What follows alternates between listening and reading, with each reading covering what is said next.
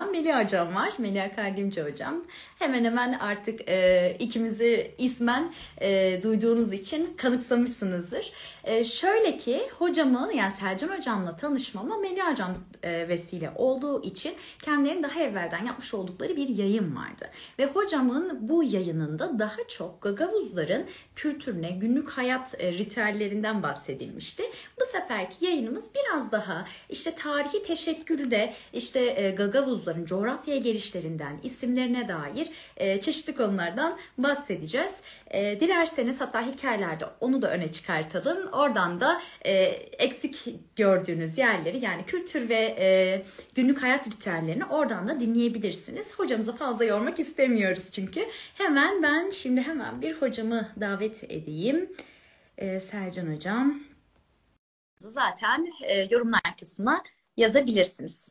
Hadi bakalım. Hocamı bekliyorum heyecanla. Hocam merhabalar. Merhaba hocam, iyi akşamlar. İyi akşamlar hocam. Hocam saçlarınızı boyatmışsınız tekrar. Evet, şöyle sesi derken, evet. En son Böyle renkli bir insan evet, en olarak. son konuştuğumuzdan sonra boyatmışsınız. Benim için de sürpriz oldu. Çok da yakışmış. Teşekkür ederim, sağ olun. Nasılsınız hocam? İyi, çok şükür. Sıcaklarla boğuşuyoruz. Pandeminin etkilerini artık geride bırakıp yavaş yavaş eğitime hazırlanmaya başlıyoruz. Gayet iyi, her şey Yani bu güzel tarz gidiyor. yayınlarla da bir nevi aslında pandemiyi iyi bir yöne çeviriyoruz. Değil mi hocam? Ya tabii aslında onun için hem az önce de ifade ettiğiniz gibi Melia hocama hem de size çok teşekkür ediyorum. Malum Biz pandemiden teşekkür dolayı ederiz hocam. 1,5 yıl herhalde 2 yıla yaklaştım artık zaman kavramı kaydı yani. Evlerdeyiz. Bir şeyler yazdık, bir şeyler çiziyoruz, bir şeyler yapıyoruz ama en nihayetinde bunun okuyucuya ulaşması çok daha önemli. Bizim yazmamız kadar önemli. Hatta ondan daha önemli. Maalesef pandemi sürecinde hani söyleşilerin, işte imza günlerinin olmamasından dolayı böyle bir kopukluk hasıl oldu. Fakat gerek Melih Hocam gerekse de başka mecralarda e, yayınlar sayesinde çalışmalarımızı okurlarla paylaşıyoruz. Hocam Çok biz de teşekkür ederim. gerçekten büyük bir keyif alıyoruz. Bu tarz programlar hem akademik bilgiyi kendimizin de hani birinci ağızdan, yazarından duyarak öğrenmek, doğru bilgiyi ve bunun üzerine de bu yaptığımız yayınlar sayesinde de daha geniş kitlelere duyurmak bizi de çok memnun ediyor, mutlu ediyor. Ve sizlerle de hani bir araya gelmek gerçekten büyük bir onur. Teşekkür ederiz yayınımıza geldiğiniz için Esas, hocam. o onur bana ait. Ben teşekkür ederim. Sağ olun. Hocam dilerseniz yavaştan bir geçelim. Şöyle yapalım hatta. Hocam Selcan Özyurt Ulutaş kimdir? Çalışmaları nelerdir? Sadece Gagavuzlar değil, Balkan coğrafyasında da çalışmalarınız var. Biraz böyle çalışmalarınızdan bahsederek sizi tanısak hocam. Evet, öncelikle herkese iyi akşamlar. Efendime söyleyeyim. Selcan Özgür Ulutaş kimdir? Bir talebedir, okur. Değil mi? Bitmek bilmeyen Yazar, bir süreç. konuşur. Aynen, aynen. O yüzden okumayı seven, okuduklarını, yazdıklarını da paylaşmayı seven bir insanımdır. Yüksek lisans ve doktoramı Genel Türk Tarihi Anabilim dalında yaptım Ege Üniversitesi'nde. Nedir peki uzmanlık alanı diye sorulduğunda bu benim için biraz sıkıntılı bunu cevap vermek. Neden? Çünkü hani serbest meslek denilen bir şey var da işte ne işe var? Serbest meslek. Yani çok serbest. Yani bizim genel Türkler çok genel. Şimdi bunu söylediğimde belki kızanlar olacak Ucu ama bucağı yok hocam ama haklısınız kesinlikle. aynen. Yani kendi adıma genel çalışma alanım Anadolu dışındaki Türk toplulukları. Dönem sıkıntısına girmeden yani işte yeni çağ, yakın çağ, orta çağ, ilk çağ şeyine girmeden doktorayı bitirdikten sonraki benim için en önemli şey oydu. Merak ettiğim ve istediğim şeyi çalışmak. Bu da beni daha çok hani Balkan göçmeni bir ailenin evladı olması sebebiyle de biraz Balkanlara yöneltti. Hocam Ve ben de Balkan göçmeniyim. Ne tesadüf. aa, Melia Hocam da süper. aynı şekilde. Biz bulmuşuz birbirimizi. Ne kadar güzel. Şahane. İnşallah bu online görüşmeler vücut bulur ve inşallah işte bildiğim kadarıyla Melih Hocam Denizli'de, siz Ankara'da, Evet. ben Uşak'ta bir araya gelme fırsatımız da olur. İnşallah hocam. E, Yani çalışmalarım genellikle Anadolu dışında, gerek Orta Çağ olsun, gerek günümüzde, gerek işte 1900'lü yıllarda olsun, Hı hı. yaşayan Türk topluluklarının tarihi süreçleri, kültürel yapıları, bunlar üzerine naçizane bir şeyler karalamaya çalışıyoruz. Hocam Gagavuzlar dışında Balkan coğrafyasında yapmış olduğumuz çalışma da var. Dilerseniz bundan da Tabii. biraz bahsedelim.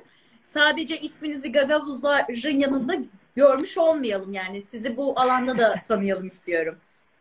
Evet, şöyle, şimdi Türk tarihi çalışmaya başladığımızdan itibaren ortaokul, lise ve üniversite yıllarında hep şöyle genel bir inanç var. İşte Türkler 1071'de Anadolu'ya geldi. Hı. Evet, yani Anadolu'ya gelen Türkler var. Bunda hemfikiriz. Fakat bunun dışında Türkler çok daha eski zamanlarda Balkan coğrafyasında yaşamaya başladılar. Herkesin bildiği işte Avrupa Hunlarla başlattığımız o milattan önce 5. yüzyıl. Bakın yani Anadolu'ya daha Türklerin gelmesine yaklaşık 500 yıl daha var. Evet, Ve kaçırılmaması gereken bir anekdot aslında dediğiniz. evet, yani Avrupa Hunlarından itibaren Orta Asya'dan, Karadeniz'in kuzeyinden Balkanlara inen binler, yüz binlerce Türk toplulukları var. Ve ben hep şunu söylüyorum, Karadeniz'in kuzeyi ve Anadolu'nun tarihi Oğuz tarihidir. Ve buralara baktığımızda hep Oğuz boylarının farklı etkilerini görürüz, farklı tarihi şekillendirme çeşitlerini görürüz. Evet. Ve ben de açıkçası Balkan tarihini, yani bu milattan, yani İskitlerden de başlatabiliriz tabii ki, ama en nihayetinde Avrupa Hunlarından itibaren Balkanlarda, Avrasya'da yaşayan Türkler ve onlara dair çalışmalar. Benim hatta ilk çalışmam da Bulgaristan'da bir Türk yurdu Deli Orman'dı. Bunu özellikle, bu ismi özellikle seçtim çünkü evet, Anadolu bir Türk yurdudur. Ama Anadolu ne kadar Türk yurduysa şahsen Bulgaristan'da, Tuna'nın her iki yakası da o kadar Türk yurdudur. Doğru. Burada hani konuyu çok dağıtmak istemiyorum ama Alexiad diye bir kitap vardır, biliyorsunuz. Bizans İmparatorunun kız kardeşi Anna Komnena tarafından yazılmış bir kitaptır. Orada bir anekdottan bahseder Anna Komnena ve der ki, bakın 1100'ler, 1200'lerden bahsediyoruz. Ohri Gölü'nden bahsediyor. Yani bugünkü Makedonya bölgesindeki Ohri Gölü'nden bahsediyor. Diyor ki ayağınızın altındaki kum tanesi kadar burada Türk var. Vardı. Yani bu onun için sinir bozucu bir durum tabii ki. Evet. Ama bu bize neyi gösteriyor? Yani Ohri daha güneye kadar inmiş çok ciddi bir Türk nüfusundan. Bu Türk nüfusu kim? Oğuzlar. Yani Uzlar, Kumanlar, Kıpçaklar, Peçenekler, bu Türk toplulukları, burada bakın Anna Komnena'nın o teşbihi, ayağınızın altındaki kum tanesi kadar can sıkıcı onlar için. Bu kadar eski, bu kadar yoğun bir topluluk. Ben de naçizane ufak ufak bunlarla alakalı, işte Peçeneklerle alakalı, efendim Kumanlarla alakalı, hatta buradan selam da söylemiş olayım. İlk öğrencim var, Rengin. Onunla beraber Bulgaristan'daki Türklerin yaşadığı o kültür kırımını çalıştık. Bu Belene kampı ile alakalı, biliyorsunuz. Sadece Belene kampı bunların arasında en çok bilineni. Bunun dışında daha birçok toplama kampı var. Evet. Naçizane annem Kosova doğumlu olduğu için buradan kendisine de selam söyleyeyim. Çok selamlar. Anne merhaba. Tüm annelere. Evet.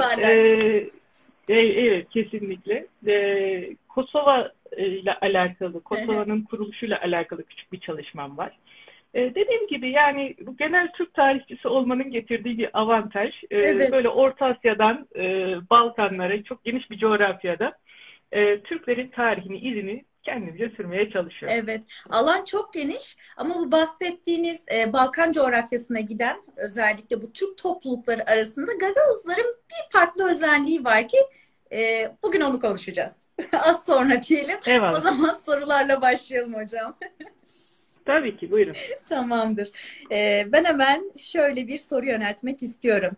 Hocam, daha doğrusu sizin gagavuzlarla ilgili bir ilk tanışma hikayeniz var ki ön sözünüze direkt bununla başlıyorsunuz. Ben bir an zaten akademik bir kitabı elime aldığımı hani düşünürsem direkt o hikayeyle başlaması bir edebiyat eseri gibi geldi. Dedim hani ne kadar bağladı.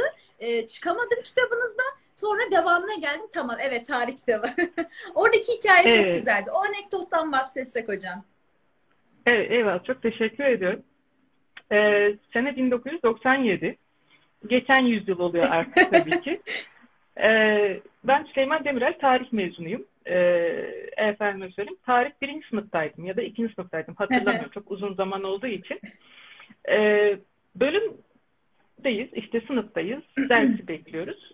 O dönem o araştırma görevlisi olan hocalarımızdan biri geldi ve dedi ki konferanslar gelin. Şimdi genelde bu konferanslara da hani kalabalık görünsün diye böyle sınıflar götürülür. Biz de homurdana gittik yani. Ama işte ya hiç falan filan gidelim kantinde oturalım falan derken kendimizi konferans salonunda bulduk. Yaşlı bir amca. İşte anlatıyor, gagavuzlar diyor. Şöyle ilk defa duyuyorum. Yani hani zaten birinci ya da ikinci sınıf öğrencisi, muhtemelen birinci sınıf öğrencisiydim. Ee, Hristiyanlıktan bahsediyor, kendi inançlarından bahsediyor, adetlerinden, geleneklerinden bahsediyor, devletlerini nasıl kurduklarından bahsediyor, Sovyet Rusya'nın neler yaptığını anlatıyor. Ve bunları o kadar tatlı bir Türkçeyle anlatıyor ki yani biz evet böyle homurdanarak gittik ama inanılmaz keyifliydi. Yani benim gerçekten unutamadığım bir anekdottur bu. Aradan geçen yüzyıllara rağmen. Yok hocam, kendinize haksızlık etmeyin. Tabii o zamanlarda biz daha bebektik. Daha yeni hani bir iki yaşlarındaydık Evet, ama kesinlikle evet. kendinize haksızlık etmeyin hocam. Eyvallah. Teşekkür ederim. Yaş farkı da çıktı Ee, ortaya. tabii canım. Yani Göktürklerden kalmayız diyorum yani. Hocam, Ee, buyurun hocam. eyvallah. Şimdi dinledik ettik falan. Tabii çok büyük bir şok. Hı hı. Neden? Çünkü Türk ve Hristiyan. Yani bu hiç alışık Evet. olduğumuz bir şey değil. Hı hı. Yani çünkü bize hep dediğim gibi ortaokul, lise ve dahi üniversite boyunca hep Türklerin İslamlaşması, İslam'ı kabul eden Türkler, Türk Hı İslam hı. devletleri bunları gördüğümüzde bir kere bu başlı başına ilginçti. Yani hani Hristiyan Türk, aa nasıl olabilir Ve falan. Bir Türkçe kere bu. konuşuyor, anlıyorum. Ve Türkçe konuşuyor. Çok da iyi anlıyoruz. Yani hiçbir sıkıntı yok. Evet. Çok zor da bir hayatları olmuş. Hı hı. Neyse biz çıktık tabii şeyden, konferanstan. Ama işte hani geçen yüzyıl diyorum ya, şimdiki gibi internet olmadığı için hani imkan yok. Bilgiye Hani ulaşım sınırlı. Zor ya da. kesinlikle aynen o kişiyi dinledik ve bitti. Yani kütüphaneye ya da işte online tarama yapma falan böyle bir şey yok. İmkan yok yani.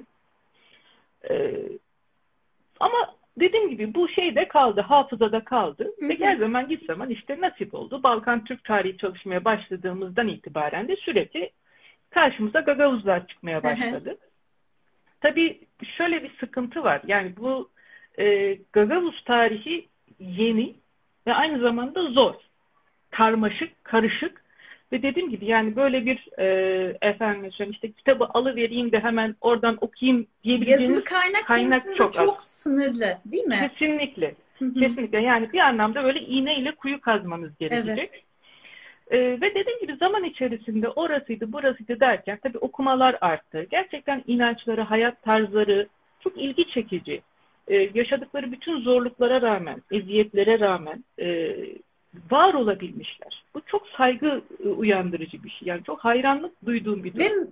Yani göç gerçekten ediyorsunuz. ben de çok merak ettim. Bunu özellikle soracağım zaten. Neden acaba? Hani Evet. neyi farklı yaptılar peçeneklerden ya da diğer Hristiyan Türk topluluklarından? Aynen, Değil aynen. mi? Türklük bilincini Yani kaybetmemeleri. kesinlikle yani bu muhteşem bir şey yani. Yani kitapta da kullandığım bir ifade var. O çok da hoşuma gidiyor tanımlamak için. Yani Slav Okyanusu'nun ortasında bir ada gibiler. Hı, evet. Dilleriyle, inançlarıyla ve zaman içerisinde dediğimiz gibi hani işimiz de bu oldu, gücümüz de bu oldu ve ben gittikçe Gagavuzlar üzerine çalışmaya başladım. Yaklaşık son 4 yıldır, 5 Hı yıldır hı, Gagavuzlarla alakalı okuma yapıyorum. hı hı. E, Bunların neticesinde işte tabii şu an tam hatırlayamam ama 3-4 yıl önce de itibaren de yayın yapmaya başladım. Yani bu okuduklarımı paylaşmaya, kendi Hı hı. gözümden anlatmaya başladım. İşte inançları, mesela eski Türk inançlarından hangi ritüelleri devam ettiriyorlar Hı hı. hali hazırda. E, Daha sonra Anadolu Aleviliği ile Gagavuz inancı arasında nasıl bir benzerlik var? Yani böyle farklı farklı Evet, şeyleri evet. birbirleriyle karşılaştırmaya çalıştım. Daha sonra işte Hamdullah Sufi Tanrıöver, onun yaptıkları falan derken böyle bir dediğim gibi son birkaç yıldır Gagavuzlar üzerine yaptığımız çalışmaları da paylaşmaya başladık. Hı hı. Burada sizin şahsınızda Erkan Hoca'ya da çok teşekkür ediyorum. Erkan Göksu. Kesinlikle. Çünkü en nihayetinde bu çalışmaların kitap haline gelmesinde ve e, bu güne gelmemizde Erkan Hoca'nın Evet, çok kıymetli editörlüğü. çalışmalar yapılıyor Şanserengi Bilgi Aynen. serisinde. Erkan Hoca'yı Kesinlikle. analım buradan da. Teşekkürler tekrardan. Kesinlikle. Kesinlikle. Ona da çok teşekkür ediyorum.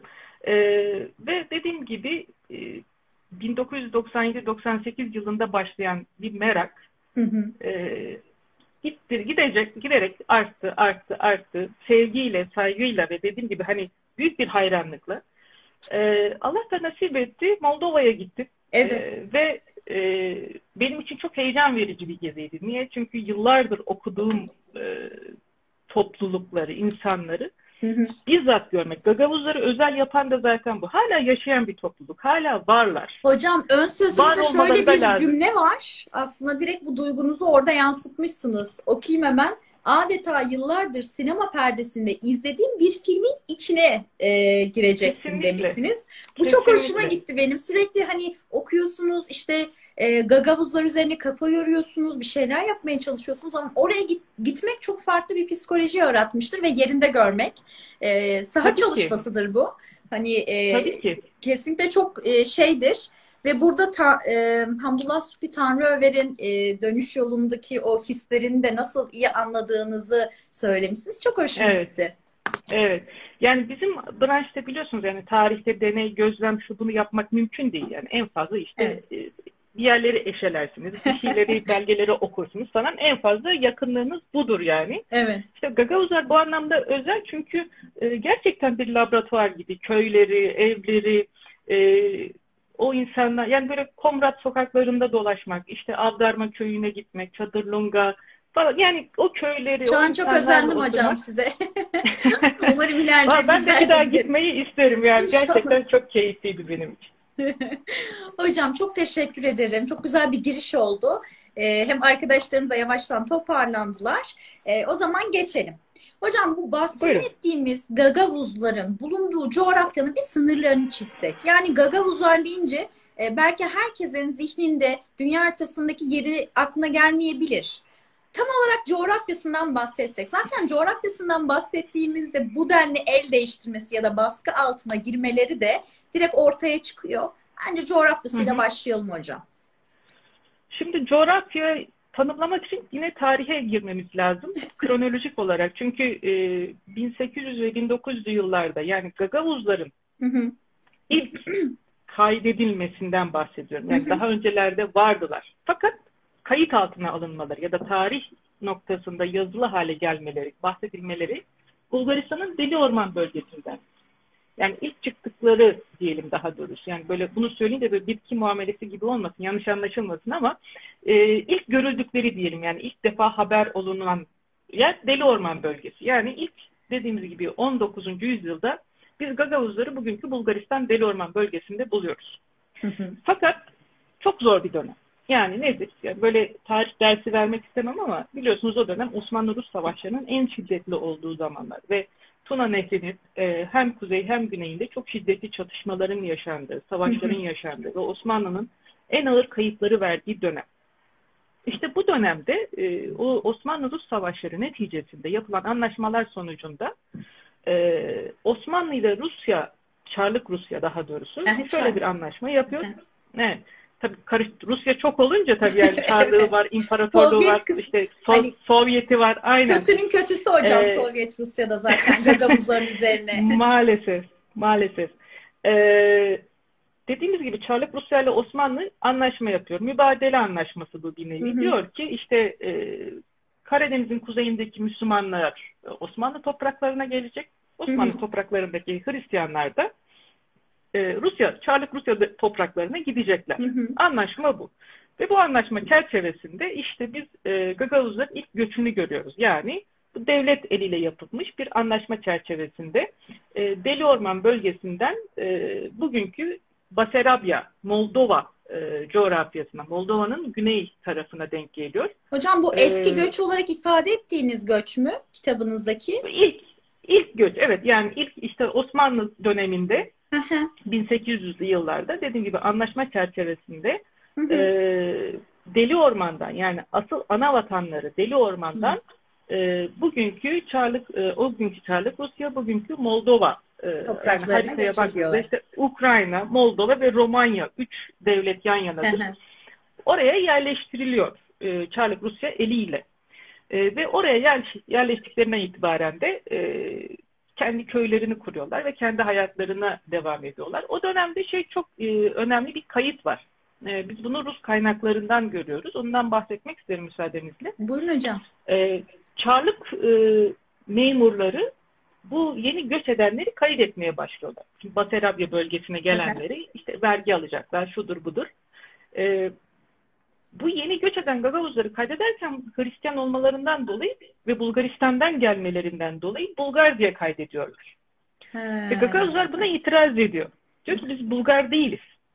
Biz Gagavuzuz. Çok milliyetçi bir topluluk gerçekten hocam. Kesinlikle. Yani daha 19. yüzyıldan itibaren kendilerinde böyle bir kimlik bilgisi ve bilinci var. Evet. Bunun üzerine, bu düzeltme üzerine işte Rus kaynaklarına ilk defa Gagavuz ismi bu şekilde geçmiş oluyor. Evet. Zaten galiba buradaki Gagavuzların kökenine dair ortaya atılan teorilerde de bu etkili galiba. Bulgar, tabii, Yunan ya da Türk olduklarına dair değil mi hocam? Aynen. Hatta onlara geçelim dilerseniz. Oradan da bahsedebiliriz. Tabii, buyurun. Ya da hocam şöyle yapalım. Coğrafyayı da aslında hemen atlamak da istemedim. Orada bir İbn Fadlan gibi bir seyyah var. Gagavuzları 14. yüzyılda o coğrafyada geçerken göç yolu üzerinde işte seyahat sırasında Gagavuz Türklerinden bahsediyor. Bu da aslında değil mi? Çok önemli. Şimdi hocam orada bir düzeltme yapalım. Tabii hocam. İbn Fadlan'ın gördüğü Gagavuzlar değil, Oğuzlar. Oğuzları. Yani ataları. Aynen. Tamam. Çünkü yani kademe kademe düşünürsek İbn Fadlan onları Hazar Denizi civarında görüyor. Zaten yaklaşık bir asır içerisinde onlar Karadeniz'in kuzeyine gelecek ve yerleşecek. Yani bölgedeki Türk varlığına vurgu yapıyor İbn Fadlan. Aynen. Tamam, teşekkürler. Evet, yani teknik yaşamayalım, sorun yaşamayalım. Mutlaka. İbn Fadlan'ın İdil Bulgarlarına giderken yol üzerinde bir bölgede işte dediğim gibi o Oğuzların yaşadığı bölgede dinleniyorlar. Birkaç gün mola veriyorlar ve ilk defa bize oradan yani Oğuzlardan haber veriyor. Tabii ki Oğuzların bir kısmı. Yani çünkü Oğuzlar 24 boydan oluşuyorlar ve gerçekten çok büyük bir topluluk. Tamamından bahsetmiyoruz.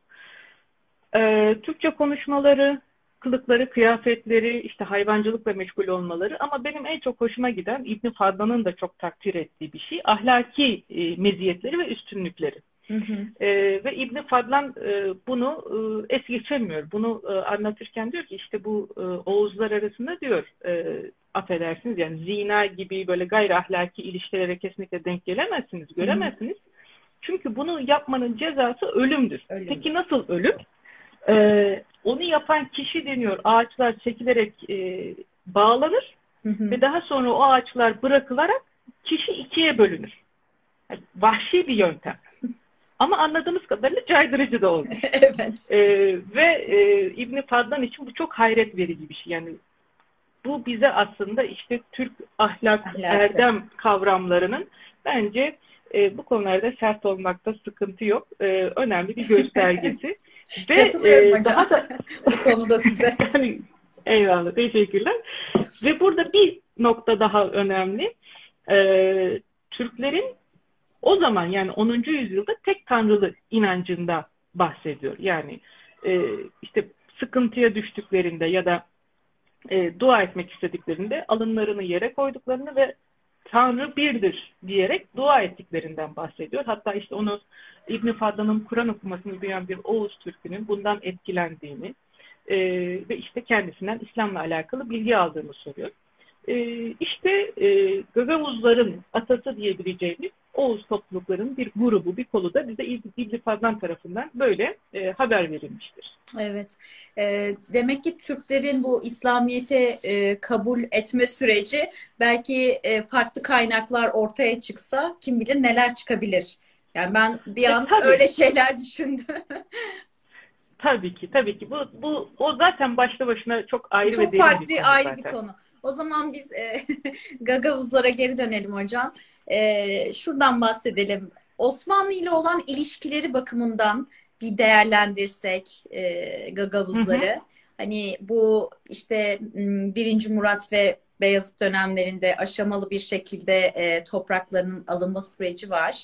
Hı Bundan biraz hı. bahsedelim hocam. Osmanlı'ya doğru gidelim. Daha sonra Çarlık ve Sovyetlere doğru geçelim. Tamam. Şimdi şöyle hocam, ben açıkçası Osmanlı dönemine nasıl diyeyim, biraz mesafeli yaklaşıyorum. Hmm. Neden? Sebebi şu. Aslında yani neden mesafeli? Benim için çok karanlık bir dönem. Yani karanlıktan kastım şu. Biraz sonra açtığımda anlayacaksınız. Biliyorsunuz Osmanlı'da topluluklar tabiyeti dine göre oluyordu. Yani Hristiyan, Müslüman, gayrimüslim ya da Müslim olarak Hı ayrılıyordu. hı. Ve bu nedenle işte Osmanlı'nın Balkan seferleri yapıldıkça evet Gagavuzların bulunduğu yerler fethedildi, oralar alındı. Hatta ilk dönem kroniklerde şöyle bilgiler de vardır. Osmanlı bazı şehirleri savaşmadan almıştır. Bazı köyleri savaşmadan almıştır. Çünkü köye gittiklerinde köydekiler de Türkçe konuşmaktadır. Hı hı. Yani o zaman anlaşıp sen de işte bizdensin, şudur budur deyip şehirleri, köyleri Osmanlı askerlerine teslim etmişlerdir. Ancak dediğim gibi Osmanlı'nın millet sistemi din temelli olduğu için Osmanlı yönetimi Gagavuzları, yani Türk müydü, o muydu, bu muydu demeden doğrudan Ortodoks Kilisesi'nin yönetimine bırakıyor. Bununla Irka alakalı değil, Ahmet. dine dayalı bir ayrım söz Aynen. konusu var Aynen. Osmanlı'da. Yani o dönemde zaten böyle bir kavram, yani bu tarz hani Türklük kavramı ya da o tarz milli Hı hı. etnik kimliklerden zaten bahsetmemiz mümkün değil. Yani çok bugünkü gibi değil daha doğrusu. Doğru, doğru. Ee, ve Ahmet Cebeci zannedersem Osmanlı ile alakalı Gagavuzları çalışan hocamız, çok güzel bir çalışması var. E, O hocamız oldukça detaylı bir şekilde kendisi işte isimlerden bir takım çıkarımlar yaparak Hı çok hı. güzel bir çalışma, doktora çalışmasını Hı hı. paylaşıyor. YÖKTEZ'de de bulabiliyoruz. Ama işte bu bizim için karanlık dediğim kısım bu. Yani biz orada Hmm. şeyi bilmiyoruz. Yani Bulgaristan'daki Hristiyan köyler var. Evet. Ama işte hangi Hristiyan? Yani Slav mı, Bulgar mı, Gagavuz mu? E, Yani Burada işte Osmanlı soru işareti. bu şekilde bölgedeki Türk topluluklarına ırksal yönüyle yaklaşmayı sadece dinsel bir ayrıma giderek Müslüm gayrimüslim ayrımıyla çok da Tabii. fazla aslında O değer zamanın vermediğini söyleyebiliriz o zaman yok Osmanlı'nın. hocam, Öyle değer verme değil. Yok, değer verme değil. O zamanın şeyi o. Hani kuralı o. Orta Çağ dünyası böyle. Yani Haçlılar tarafından yani Avrupa tarafından baktığınızda mi? biz kafir oluyoruz. Onlar dindar Doğru. oluyor. İşte bizim tarafımızdan baktığımızda biz dindar oluyoruz. Onlar kafir oluyor. Orta Çağ dünyasının şeyi bu. Tanımı bu. Yani Doğru. toplumlar, milletler dinsel aidiyetleri üzerinden tanımlanıyorlar. Bizim bugünkü modern millet kavramı, milli kavramlar biliyorsunuz Fransız ihtilalinden sonra şekilleniyor. Yani çok Evet. daha yeni aslında. Bundan önceki durum dediğim gibi yani yanlış anlaşılmaya sebep vermeyelim. Yani e, Hristiyan bu şekilde görülüyor Bitti. ve ne Evet. yapıyor? Ne yapıyor Osmanlı yönetimi? Son derece kendi içinde özgür ve özerk bırakarak siz Hı. Hristiyansanız işte kendi kilisenize tabisiniz ve bağlısınız. İşte bize vermeniz gereken vergiler şunlar şunlar. O vergileri verdiğiniz takdirde istediğiniz gibi yaşayabilirsiniz. Herhangi bir sıkıntı yok. Efendime söyleyeyim ya da işte Yahudiyseniz sizin cemaatiniz bu tarzında. Bu şekilde Kendi iç bir tasnif yapılıyor. yönetimleriyle dışarıdan vergi Aynen. vergisi Osmanlı için yeterli. Aynen, aynen. Anladım. Kesinlikle, kesinlikle. Yani bu sebeple de Gagavuzlar işte kendilerini anlatacakları döneme kadar diyelim Bulgar Kilisesi'ne bağlı olarak yaşamlarını devam ettirmişler. Evet. Hocam peki Yunan asıllı oldukları durumu var. Bu teoriler üzerine biraz konuşsak, Yunan, Bulgar ve Türk asıllı olduklarına dair kitabınızı 3 bölüme ayırmışsınız. Bunlardan bahsetsek hocam, Yunan asıllı olduklarını nereden çıkartıyorlar bu Gagavuzların? Yani tabii ki yine işte dinsel bir sebep. Şimdi bakın burada çok kısa bir hemen Balkan bağımsızlık tarihinden bahsetmek istiyorum. Bu Bulgarların ve Yunanların bağımsızlık süreçlerinden. Bulgarlar da, Yunanlar da, Sırplar da kendi bağımsızlıklarını başlarken yine dinsel kimliklerle süreci başlatmışlardır. İlk onlardaki bağımsızlık hareketini başlatan insanlar din adamlarıdır.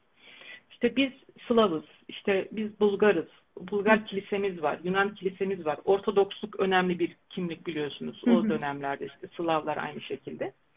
Ve her devlet, yani Yunanistan, Bulgaristan diyelim, bir bağımsızlık hareketine başlıyor ve buralar bizimdi. Burada biz vardık.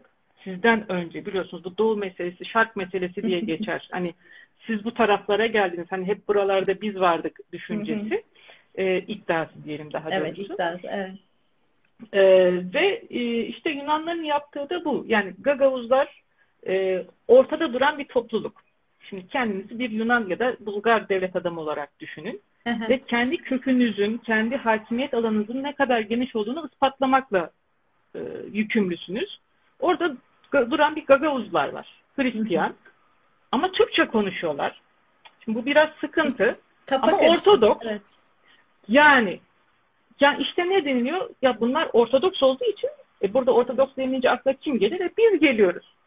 Yani.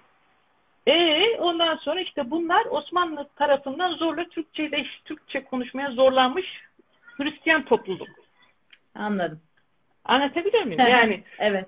İşte kelimeler üzerine etimolojik tanımlar yapılıyor. Yok şu demekti, yok bu demek. Yani onlarla böyle detaylarla izleyenleri boğmak istemem ama temel mantık bu. Yani Balkan coğrafyasında Ortodoks dediğimizde kim akla gelir? Biz, Yunan, Rumlar.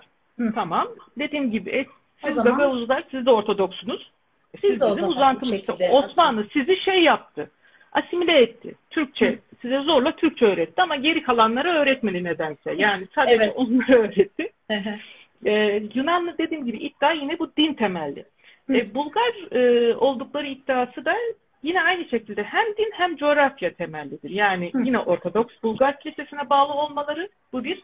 İkincisi zaten bunlar buradaydı ki yani buradan zorla götürüldüler. Bulgar asıllılar gibi bir aynen. Bunlar Bulgar asıllılar. Her iki teorinin ortak noktası ne? İşte Türkler tarafından zorla Türkçe konuşmaya yapıldılar, zorlandılar. Gibi. Aynen böyle bir şey bulabiliyorlar. Onu böyle bir çözüm buluyorlar kendilerince. Ama dediğim gibi buradaki temel mantık ne? Hem Yunanistan hem Bulgaristan'ın kendi milli devletlerini kurarken köklerinin ne kadar geniş ve derinde olduğunu ispat etme adına bir etnos oluşturma çabası. Yani onlar da oluşturacak orada. Biz köklüyüz bu şekilde. Ortodoksa değil mi? Türkçe konuşuyorsa da Osmanlı'nın zoruyla olmuştur. Ama burada da dediğiniz o kavram güzel aslında. Neden sadece Gagavuzlarda bu özellik var? Değil mi? Yani bu bir soru işareti. Burada açık bırakmışlar aslında kendi tezlerinde. Yani Türkçe öğretseydik 500 yılda Yunanlılara öğretirdik. Yani hani öyle bir derdimiz olsaydı ya da Bulgarlara öğretirdik. Yani öyle bir şey yok. Yani bunlar zaten çok havada kalan şeyler. Hocam galiba burada dikkat etmemiz gereken şey Gagavuzların kendilerini nasıl düşündükleri, hissettikleri değil mi? Aynen. Aynen. Şimdi dediğim gibi ben çalışmalarımı yaparken, hani okumalarımı yaparken hani bunların hepsi ayrı ayrı defaatle anlatılıyor. İşte şunlar şöyle, bunlar böyle. Peki dedim hani kendileri ne düşünüyor? Hı hı. Yani çünkü bu önemli bir şeydir. Yani Tabii. bakın Atatürk'ün bir sözü var. Ne mutlu Türk'üm diyene. Hı. Bu muhteşem bir sözdür. E, Ve Gerçekten yanlış böyledir. anlaşılan da bir sözdür aslında hocam. Yani niye yanlış anlıyorlar onu da bilemiyorum ama yani bu tarz bir zorlama yok. Yani Hı hani hı. sen şusun sen busun diye bir şey değil yani. Ne mutlu Türk'üm Hissetmekle diye. Hani alakalı olan bir durum. Türk'üm diyorsanız kendinizi hayat tarzı olarak, dünya görüşü olarak Türk görüyorsanız mesele bitmiştir. Hı hı. Yani konuyu dağıtmak istemiyorum. Hani konuyu açıyor ama bakın bu anlamda ilk millet tanımını yapan ve bence en iyisini yapan Mete Han'dır. Asya Hun Hı hı. İmparatorluğu'nun Şanyüsü. E, Çin İmparatoriçesine yazdığı mektuptaki ifadesi çok güzeldir. Der ki şimdi 26 yay çeken boy Hun oldu. Evet. Ya Çok işte güzel. bu. Yani onları hem kendi şeyinde tanıyor, kimliğiyle tanıyor çünkü isim geçiyor. Hem de şimdi diyor onlar bir oldu, Hun oldu. Türk tarihi, Türk milleti de işte budur. İşte Yani o birlik biz hem beraberlik duygusu, hissiyat, değil mi? kesinlikle, kesinlikle yani coğrafi olarak çok geniş bir topluluk, Hı hı. tarih, millet. Gen havuzumuz çok geniş. Yani o yüzden bizde açıkçası biyolojik temelli bir tanım da yapamazsınız. Yani ben hep sınıflarımda öğrencilerimle konuşurken onu söylüyorum. Yani 10 tane arkadaşımızı şöyle dizsek, Hı hı. mesela Japonları, Çinleri falan görüyorsunuz değil mi? Ama Hı bu hı. şu diyor, Hintleri gördüğünüzde bu Hintli diyebilirsiniz yani. Ve biz de 10 tanesini yan yana dizdiğimizde benzemez birbirine. Kimi Ve uzundur, Türklerin kimi kısadır, ayrımı çok kimi daha şöyledir. sonra. Yani bizim gen havuzumuz da çok geniş. Farklı Ama burada coğrafyalara ne var? geniş bir coğrafya. Kesinlikle. Burada ne var? İşte dil ve kültür.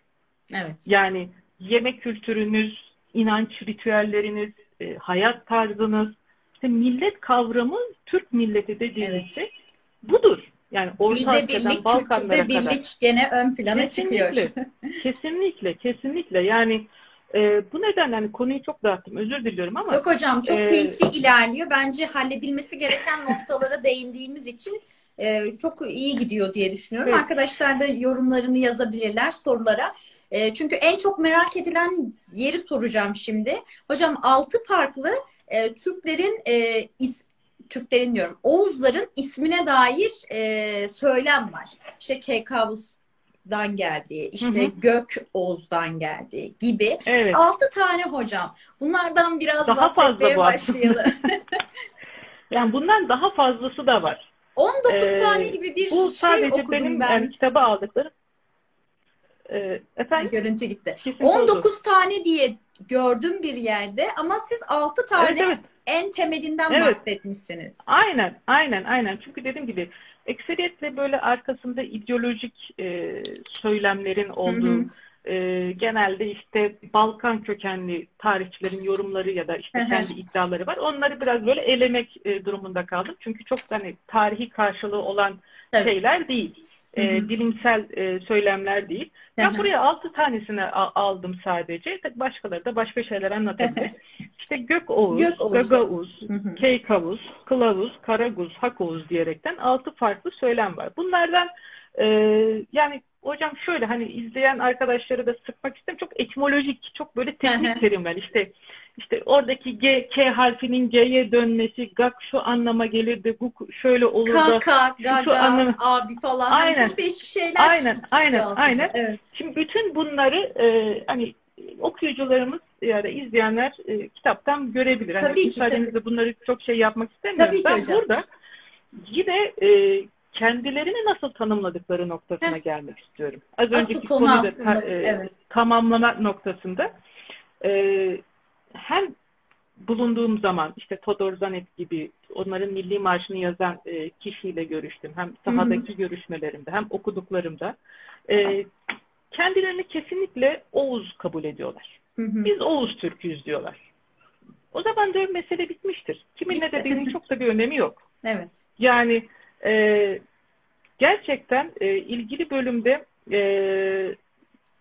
kendilerini nasıl anlattıklarına dair ilim insanlarının, Gagavuz ilim insanlarının ifadelerine yer vermek için ifadelerine yer vermek istedim ki bu çok karşılaşmadığım bir şeydi maalesef. Yani hep onlar hakkında, onlar şuradan, onlar buradan diye anlatılıyor.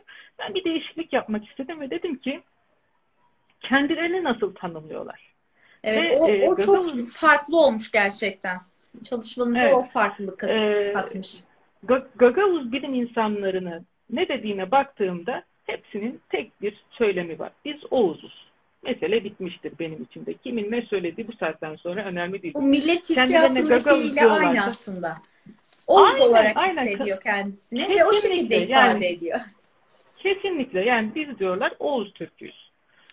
Türkçeleri zaten bunu çok net gösteriyor. Bugün Türkiye Türkçesine en yakın Türkçedir. Hı? %98 bir anlaşma becerisi vardır. Evet. Yani çok rahat konuşursunuz Gagavuz yerine gittiğinizde. Yani şu tabii ayrı üzüntü. Yani genç jenerasyon Türkçeyi unutuyor. Evet. Türkçeyi kullanmıyor. O ayrı bir problem ama belli bir Tehlikede yaşın olan diller üstündeki arasında değil mi hocam şu anda? kesinlikle UNESCO yani tarafından da. muhtemelen Evet. evet. Yani muhtemelen bir jenerasyon sonra belki Gagavuz Türkçesi sadece hani bir zamanlar böyle bir dil vardı diye kayıtlarda kalacak yani. Ama en nihayetinde Türkçeyi bilen ve konuşan Gagavuzlarla bir araya geldiğinizde hiçbir sıkıntı olmadan şakır şakır anlaşabiliyorsunuz. Hatta Bizim Balkan konuştuğumuz Trakya şivesini andırıyor evet değil mi hocam? Bu evet TV programı vardı Gagavuzların kendi Gagavuz radyo ve televizyon olarak. hı hı. Orada hani dinlediğimiz zaman sanki Trakya, Balkan coğrafyasında hani hissediliyor. Tabii Her şeyi tabii. anlıyorsun. Oranın şivesi geliyor kulağına hemen. Tabii yani bir süre dediğim gibi hani orada yaşadığınızda ya da kitaplarını okuduğunuzda, konuştuğunuzda böyle biraz genel Allah mesela hani Allah demezler. Mesela Tanrı kelimesini kullanmazlar. Evet, o da Bayılıyorum çok ben bu ilginç bir duruma. şey. Yani Ortodokslar. Tanrı kelimesi yok. Aynen yani Tanrı kullanmıyorlar. Allah diyorlar ama Allah yani hani dediğiniz gibi biraz daha Trakya dolaylarından bir tanıdık ifade bize geliyor. O yüzden dediğim gibi yani kendinizi ne görüyorsunuz? Kendinizi nasıl tanımlıyorsunuz diye sorduğumda, görüştüğümde, konuştuğumda Oğuz Türk'üyüz diyor. Bitti bu kadar yani. Bitti bu kadar. Yani Doğru. ki kim ne derse desin. Yani, o yüzden.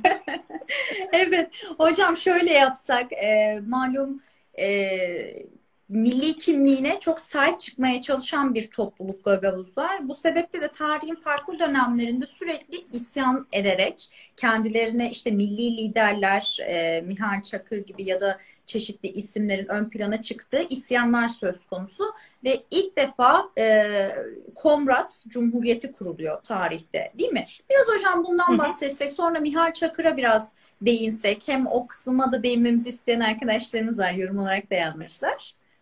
Evet. Şimdi şöyle hocam yine böyle bir kesit alacak olsak bile o 1900'lü yılların şeyini iyi bilmek lazım. Avrasya tarihini iyi bilmek lazım. Rusya tarihini iyi bilmek lazım. Şimdi Çarlık Rusya dağıldığında efendime söyleyeyim tabii ki Çarlık Rusya gerçekten bir sömürge imparatorluğu. Yani Orta Asya'nın yani Japon denizinden işte Sırbistan bugünkü bütün Balkanlar, Bulgaristan'a kadar çok geniş bir coğrafyayı sömüren bir imparatorluk malumunuz. Ve bu Çarlık biliyorsunuz yıkılmaya başladığında oradan işte devletçikler. Otorite boşluktan yani, faydalanıyor değil mi? Tabii Öyle. küçük şey yapmaya çalışıyorlar. Yani kendi başlarına siyasi varlıklarını inşa etmek istiyorlar. İşte Gagavuzların ilk şeyi odur. Bağımsızlık hareketleri budur. Şu an tarih tam hatırlayamayacağım. 1912 mi hocam? 1800 12 galiba. olabilir galiba. Hemen bakayım. Mihal Çakır. O kadar çok not çıkarmışım ki hocam. 23 Aralık 1991 ilk defa özerk oldukları. Pardon, o özerk O değil. özel. Özerk Tabii. oldukları. Bu Mihal Çakır 1800'lü yıllardaydı hocam o. Evet. Hatta Tarihçi ama Ötüken dergisinde böyle bir makale vardı. Komrat Üniversitesi Doktor Güllü Karanfil Hoca'nın.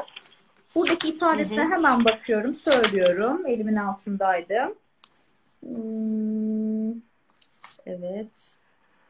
Evli. Aha.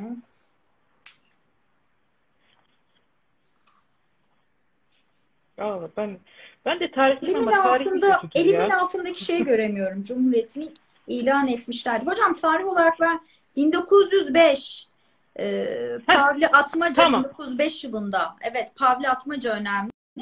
Bir de Tamam, Gagav 1905. Evet. Andrei Galatsan var. Hatta sokak ismi olarak da verilmiş. Evet. Evet, Galatsa'nın evet. ismi İlk de odur işte. orada. O, şimdi 1905.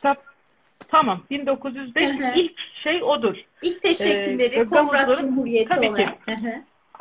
Aynen işte Çarlık Rusyası'nın o sallantıda olduğu dönemde, yani Ekim devrimine yaklaştırıldığı bir dönemde e, işte Gagavuzlar dediğim gibi çok ilginç ve takdir edilecek bir şekilde o kimliklerini muhafaza etmişlerdir ve o Çarlık Rusyası'nın dağılmaya başladığı dönemde e, ilk Komrat merkezli cumhuriyet kurulması teşebbüsü budur. Hocam Ama çok tabii ki kısa bir başarılı. süre sürüyor değil mi?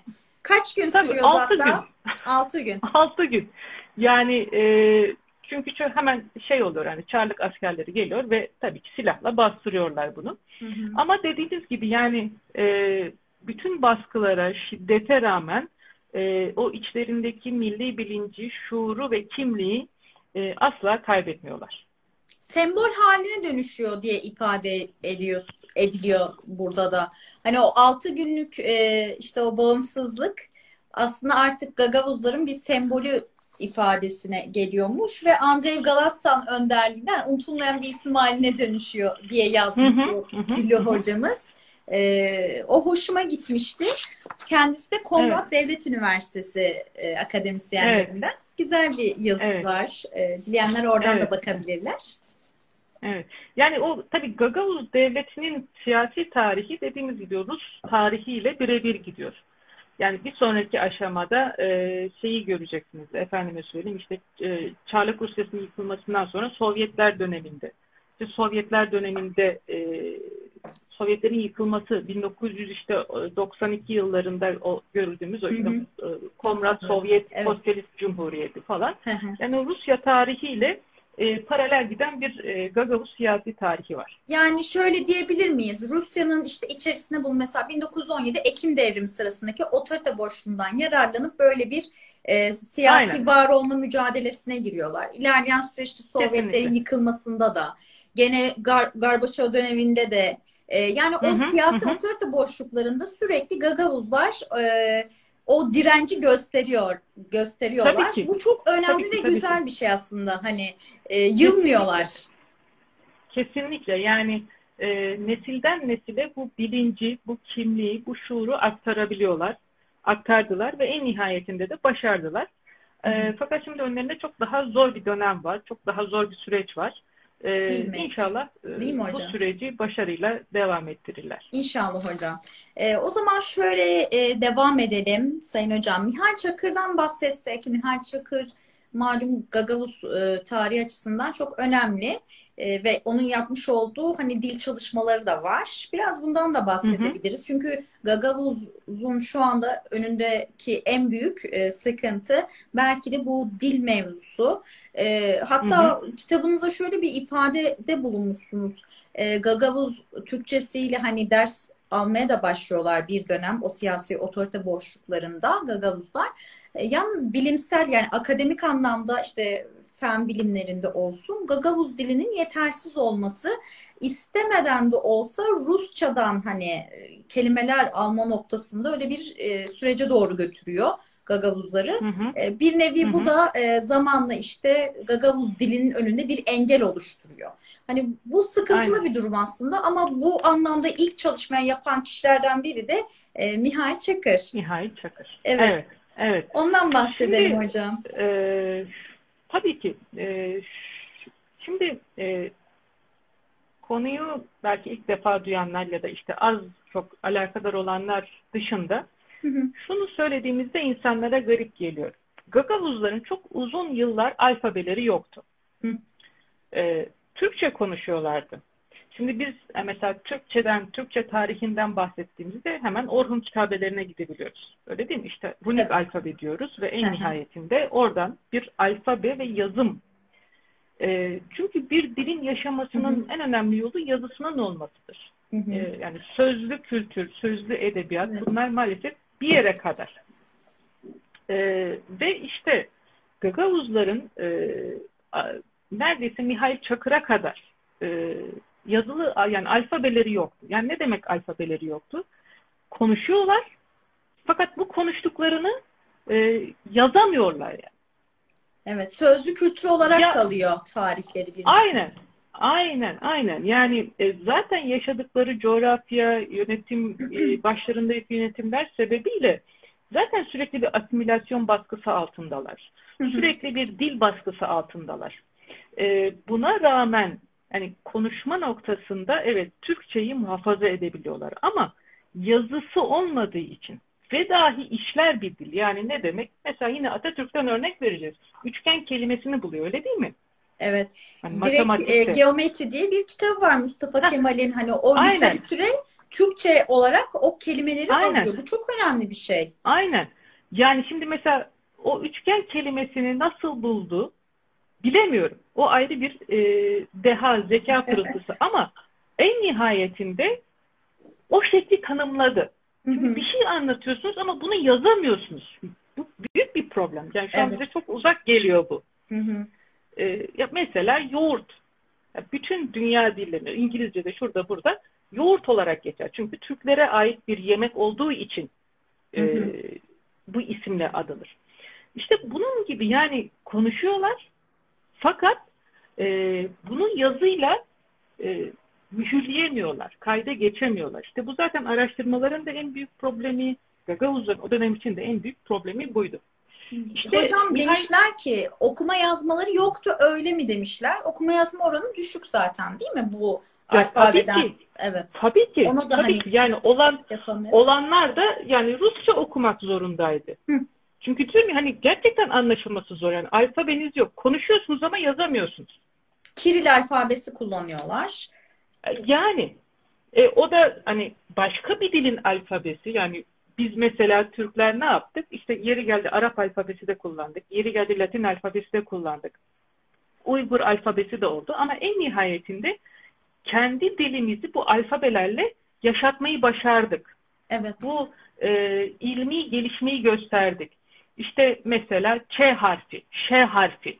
Hı hı. Öyle değil mi? Yani mesela Ş Doğru. harfi birçok alfabede, birçok dilde yoktur. Onu bir tek işte S'nin sonunda bir çizgi çekmiş. Kim yaptıysa süper. Çünkü İngilizce'de SH şeklinde yazmak zorundasınız. Yani bir harfi açıklamak için 3-5 harfi yan Hı yana hı. getirmeleri gerekiyor. Ama işte bizde Ç ve Ş harfleri gerçekten süperdir. Yani S'nin sonuna bir kuyruk attınız, oldu size Ş. Bitti bu kadar. Hı hı. Yani ve bununla kelimeler kullanıyorsunuz. Dedim bunlar hani çok teknik olduğu için hani insanları sıkmak istemiyorum ama anlaşılması da zor bir şey. Neden? Konuşuyorsunuz ama yazamıyorsunuz. Evet. İşte Mihail Çakır bunu kıran insandır. Hı. Bu yüzden çok önemlidir. Yani Gagavuz Türkçesini alfabeye döken Latin alfabesini, onu da önemli ifade edeyim. Çünkü Evet. gerçekten Türkçe'ye en yakışan alfabe de bence Latin alfabesidir. Yani sesleri e, ne diyelim Fonetik hani ifade etmesi. yapımıza da Aynen, uygunluğu açısından, değil aynen. mi? Yani uzmanlık alanım olmayan bir yere de çok girmek istemiyorum ama ben Latin alfabesini yakıştırıyorum diyeyim yani. Öyle söyleyeyim. İşte Mihail Çakır bir milletin en önemli kimlik unsuru olan dili ete kemiğe büründürmüştür adeta. Evet. E, O ve yüzden de ilk çok önemli. defa Evet. tabii ki ilk defa Gagavuz Türkçesini görsel hale getirmiştir. Kalıcı hale getirmiştir. Onu mühürlemiştir adeta. Bu çok önemlidir ve daha da önemlisi ilk tarih kitabını yazmıştır. Basarabya İstoryası diye. Evet. Evet. E, Bu anlamda da bizim için bir başucu eseridir Mihail Çakır'ın ve daha sonra işte dini kitaplar yazmıştır. Dua kitapları yazmıştır. Hocam onu soracaktım Neden? aslında. Önce doğa kitaplarıyla yani dini kitaplarla başlıyor galiba Mihail Çakır. Acaba Hı hı, tepki görmemek için mi bu şekilde başladı? hı Sonradan hı. o alana doğru hani o boşluğu yakaladıkça mı açtı acaba? O aklıma takıldı. Acaba bu konu hakkında siz ne düşünüyorsunuz? Şimdi açıkçası hocam şöyle, bu din mevzusuyla alakalı, dua kitapları ya da din Hı kitapları hı, alakalı şunu söylemek isterim. Gagavuzlar Hristiyandır. hı hı, E, Mihail Çakır da kitabının ilk başında bunu söyler. hı hı, Gagavuzların Hristiyan olduğundan bahseder ve iyi Hristiyandır der. Çünkü onun yaşadığı dönemde hemen öncesinde Gagavuzların yaşadıkları bölgelerde hakim olan Çarlık din adamları hı hı. Gagavuzları putperest diye şikayet ediyor Hmm, merkeze. Bunların diyor mesela Rus din adamları mektuplar yazıyorlar. Diyorlar ki ya bu Gagavuzlar kiliseye gelmiyor hı, ve ayrıca bunların bir takım putperest adetleri var. Bunları devam ettiriyorlar. Pagan adetleri var. hı. Yani bunlar ne biçim Hristiyan diye şikayet ediyorlar. Yani bunu açıklamak Burada ihtiyacına hissediyor diyeyim. şöyle aynen evet Gagavuzların o dönemlerde kiliseye gitme oranları çok düşük.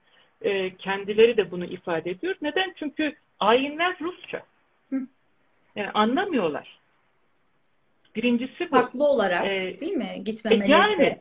yani hani kendilerinde bir dua işte sözlü inanç, sözlü gelenek devam ediyor ama kiliseye gittiğinde ya da İncil'i aldığında anlamıyor. İşte bu anlamda Mihail Çakır da ilk olarak İncil'i Türkçe'ye çeviriyor. Dua kitaplarını çeviriyor. Çünkü Gagavuzların aslında milli kimliklerini korumalarında gerçekten Hristiyan olmalarının çok büyük bir etkisi var. Bu birçok insana ilginç gelecek ama Hı hı, ben bunu şöyle revize ediyorum ya hı da hı. şöyle izah ediyorum. Özür dilerim revize yanlış kelime oldu. Şöyle izah ediyorum. Buyurun hocam. Ee, Gagavuzlar Hristiyandır ama diğer Hristiyanlar gibi Hristiyan değildir. Güzel. Farkları var. Kendilerine has bir inanç yorumunu geliştirmişlerdir. Mesela alttan hemen E, eklemişler hocam. Kurban kestikleri yani kurban ritüelleri var. Bu bakımdan da hani tabii tabii, Türklük özellikleri gösteriyorlar. tabii tabii. Ayin gibi demesek de en azından bir kurban ritüeli önemli. Aynı zamanda bir de demişler ki Mihail Çakır zaten din adamıdır. Doğa kitapları yazması gayet doğal demişler. Böyle bir Tabii ekleme ki yani tarih yapmışlar. kitabı da teşekkür ediyoruz. Yani tabii ki doğaldır. Ama aynı zamanda tarih kitabı da yazmıştır. Hatta şöyle bir dakikanızı istiyorum. Tabii ki, tabii ki. Ah, şu benim Moldova'dan aldığım kitapta da bir kısmını kullandım. Dua kağıdı uşaklara değini diye. Görebiliyor musunuz bilmiyorum. Ben gayet Çocuklar görüyorum. için dua kitabı, kağıt olarak geçiyor. Kitaba yani kendi kitabıma bunun ilk sayfasını koydum ben. Burada gördüğünüz gibi işte pahalı okuyucu diye başlıyor. Yani kıymetli okuyucu. Evet, evet. Onu Az önce de soracaktım. Çok da söylediğim güzel oldu bunu göstermeniz. Direkt kaynağını e, gösterdiniz. evet, dedim ya yani Hristiyandır ama hani Slav Hristiyanları gibi değil. Neden? Çünkü Allah kelimesini kullanıyorlar bir kere. Kurban kesiyorlar. Cenazelerini yıkıyorlar. Hı hı. Hem eski Türk inançlarından hem İslamiyet'ten aldıkları birçok şey var. Gelenek var, ibadet var. Bu yüzden kendilerine has bir din yorumu geliştiriyorlar. Yani Evet. ben dediğim gibi Moldova'dan gelirken bu tarz din kitapları getirmeye çalıştım özellikle. Hı hı. Burada gördüğünüz gibi mesela gayet net bir şekilde görebiliyor musunuz bilmiyorum da bizim Hocam ters Allah'ımız. gözüküyor hani yazı Ha, ekrandan dolayı doğru. ama Yani eminim Allah onun okuyabiliriz adı. ama. Tabii tabii yani mesela bakın sabah duası diye. Şükür sana bizim Allah'ımız. Şükür sana ey Sadi ver bugün bana seslenmek. Esenlik. Esenlik. Yani şükür sana bizim Allah'ımız. Şimdi yani Allah'ımız bu diyen bir Ortodoks inancına aynen mensup bir aynen. grup. Yani gerçekten çok ilginç. En sonunda da altında da diyor ki sonra dua et Isus Christus'un anasına, yani Meryem Ana'ya. Meryem Ana, anladım. Yani o yüzden gerçekten kimliklerini muhafaza etmede kendi geliştirdikleri bu yorum, kendi kimlikleri çok önemli. Bunun oluşmasında ve bunun kayda geçmesinde de işte Mihail Çakır çok önemli. Çok önemli. Gerçekten ben şeyi çok aradım mesela, Gagavuz Türkçesinde İncil aradım fakat bulamadım. Kilisede bir tane vardı. Sadece görme imkanım oldu. Çok büyük bir hizmet.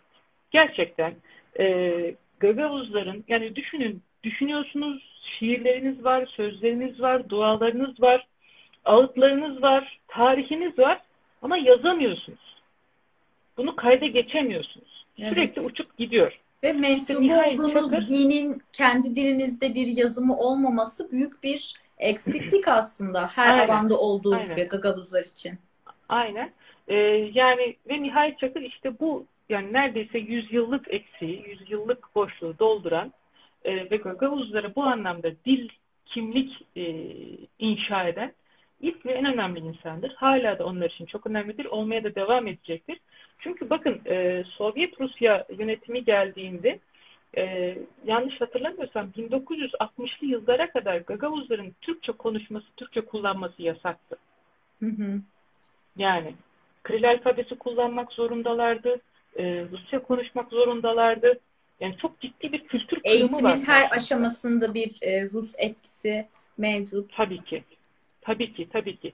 Yani az önce bir de son olarak ona da şey yapalım. Hani maalesef Gagavuzlar tarihleri boyunca hem kültür hem eğitim anlamında ciddi baskıya uğradıkları için en nihayetinde evet, dillerinde bazı kelimelerin karşılığı ya da bazı olguların, olayların karşılığı yok. Bu bizde de var.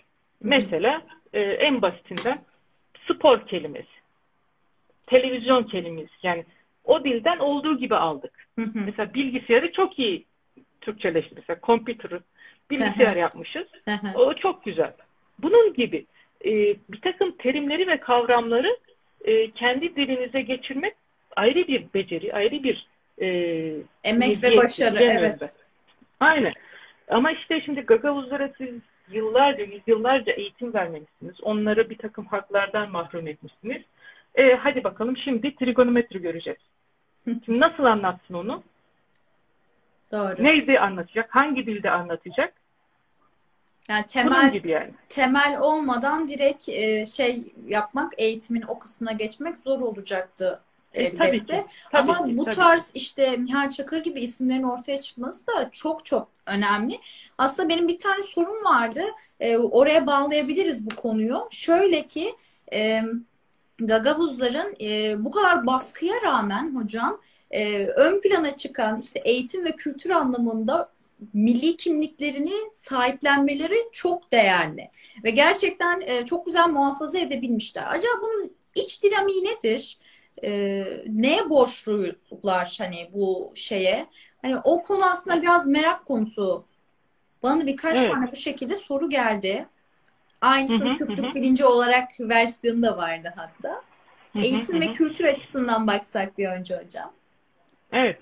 Şimdi hocam şöyle bir şey. Ben de bu konuya dair düşündüğümde şu karşıma çıkıyor. İronik bir durum var önümüzde. O da şu. Gagavuzlar işte 19. yüzyılda Deli Orman'dan alınıyorlar ve Basarabya bölgesine yerleştiriliyor. Ve burada izole edilmiş bir hayat yaşıyorlar. Yani çünkü biz Gagavuz diyorlar, Bulgarlarla, Ruslarla karışmıyorlar. Kendi köylerini kuruyorlar. Ve bundan sonraki süreçte yani Çarlık Rusyası, efendime söyleyeyim Komünist Rusya, Romanya dönemlerinde az önce de konuştuğumuz gibi sürekli bir asimile baskısı var. Yani hem din, hem dil, hem kültür açısından. Her alanda bir baskı var. Kesinlikle. Şimdi bu çok büyük bir talihsizlik. Bu bir cepte. Fakat bunun işte iyi bir yanı. Yani iyi bir yanı demek hani kimseyi de kırmak istemiyorum ama o da şu. Bu baskılar hani eğitimden mahrum etmişler. Ama bir anlamda da Gagavuz Türkçesi dışında bir dil öğrenmemişler. Yani çünkü en önemli asimilasyon aracı eğitimdir. Bir nevi Bunun içine döneminde kapalı kalmışlar. O yüzden de bunu aynen, muhafaza etmişler kesinlikle. diyebiliriz o Tabii zaman. ki işte Çarlık döneminde hani eğitimden mahrum tutuluyorlar, efendime söyleyeyim, hani dışlanıyorlar, yani asimile edilemeyince dışlanmaya başlıyorlar. Hı hı. Savaşlar şudur budur derken eğitim hizmeti alamıyorlar, kültürel hizmetler alamıyorlar ve kendi içinde tarım ve hayvancılıkla meşgul olan bir topluluk, Hı hı. kapalı bir topluluk haline geliyor. Ve bu da işte kültürlerini ve dillerini muhafaza etmelerine vesile oluyor. Hmm. Yani benim Evet. kendi adıma bulduğum çözüm, yani cevap buydu açıkçası.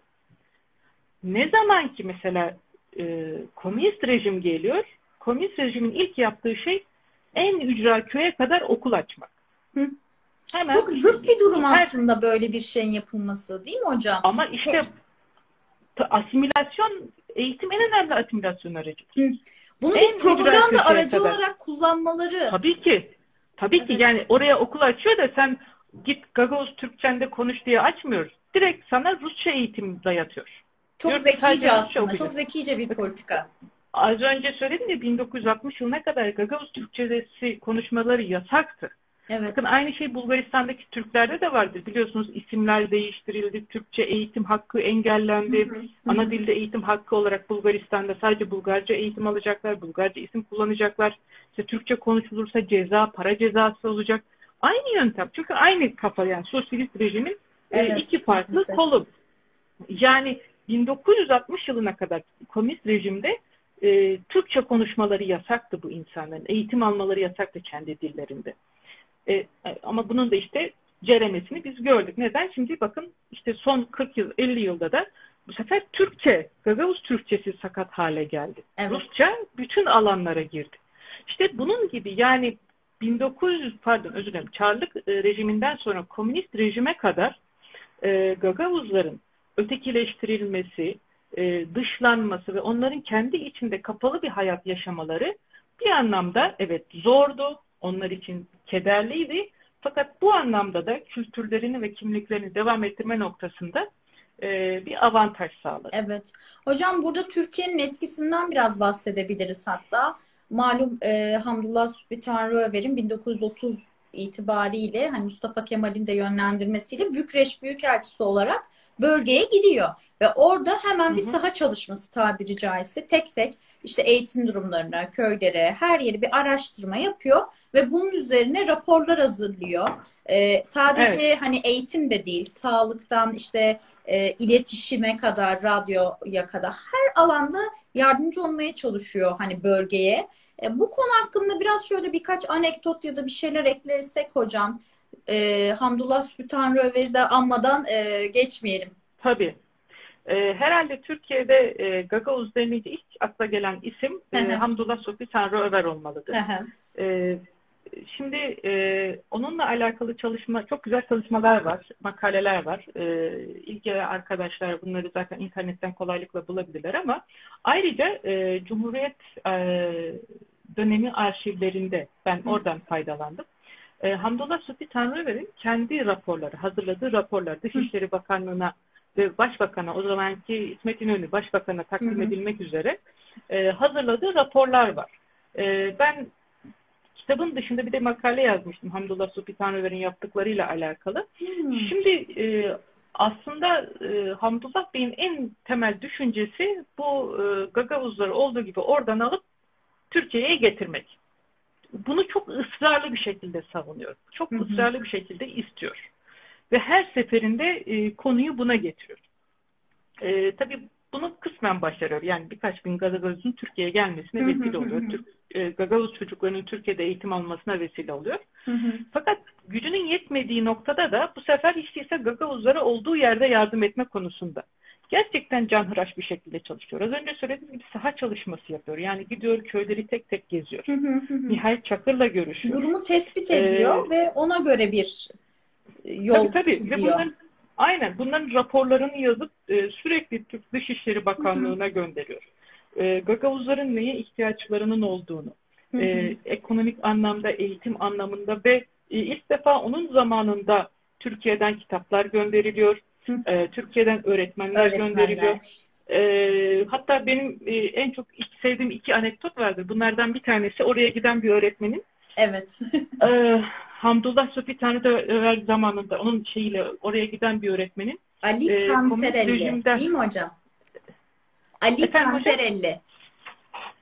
O Oraya mudur? giden şimdi 1930 sonrasında Sovyet rejimin bölgede giden Türk öğretmenleri Türk casusları olarak Heh, ifade aynen. etmesi, daha sonra oradaki Aynen. öğretmenleri Sibirya'ya sürgün etmesi Aynen. Evet. ve Aynen. Aynen. Ali Aynen. Kanterelli de Aynen. anılarından bahsetmiş. 15 yıllık işte Kesinlikle. Sibirya'daki o sürgün hayatını. Yani çok dehşet bir şey. Ben böyle bir şeyin olduğunu Kesinlikle. bilmiyordum. Böyle. Yani düşünün, Türkiye Cumhuriyeti'nden kalkıp gidiyorlar ki o zamanın ekonomik şartlarını, siyasi şartlarını, zorluğu düşünün. Ve bu insanlar buradan gittiler, orada Türk çocuklarına, Gagavuz çocuklarına eğitim vermek için. Ve komünist rejimden sonra, işte İkinci Dünya Savaşı'ndan sonra işte Ali Kantarelli bunun en önemli örneklerinden bir tanesidir. Türk casusu diye tutuklanıyor ve 15 yıl Sibirya'da mahkum ediliyor. Korkunç bir şey bu. Evet. Ve bunun dışında bir de şey var. Bir başka anekdot daha var. O kim diye şöyle bakıyorum. Sanırım yine Ali Kantarelli'nin hatıralarından. Evet. Çok güzel bir Derse hatıra girdiğinde, bırakmışsın zaten kitabınızda. evet, evet. Sanırım, Arkadaşlar gerçekten edinin bu kitabı. İçerisinde hocamız çok güzel alıntılar, hatıralardan alanlar. Hatta bu kapağı üzerine de konuşalım hocam. tamam. Vaktimiz ilerlesin, hiç sorun değil. Ben gerçekten çok keyif alıyorum ve böyle olduğunda gerçekten yayını kapatmak istemiyorum. Sizi de çok yormak Çok istemem ama teşekkürler. arkadaşlardan da Estağfurullah. güzel tepki aldıkça duramıyoruz. Estağfurullah. Çok teşekkür ediyorum. Bir mukabele. Şimdi Nikolay Baboğlu, Ali Kantarelli'nin öğrencisi. Nikolay Baboğlu da Gagavuz yerinde bakanlık yapmış önemli bir insan. Yani siyasi görevi olan bir insan. Onun hatırasında geçiyor bu. Gagavuz çocukları ilk defa karşılarında bir Türk görüyor. Türkçe konuşan birini görüyorlar onlarda. Ve işte Ali Hoca kendisi anlatırken, işte biz Türkiye'den geldik falan filan diye anlatırken, Nikolay Baboğlu hatırasında şöyle diyor. Diyor ki, düşünürdük acaba nasıl öyle bir bütün memleket sadece Türkçe konuşuyor.